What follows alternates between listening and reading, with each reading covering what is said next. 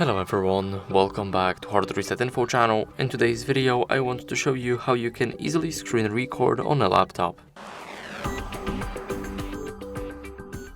So first, what you guys want to do is click print screen on your keyboard and now click the camera here.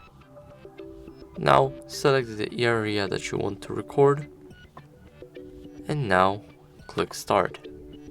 And as you guys can see, now it is screen recording, and if we want to stop, simply click this, and as you guys can see, the recording is right here.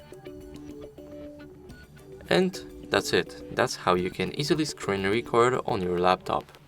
Thank you guys for watching. Make sure to leave a like, subscribe, and see you next time.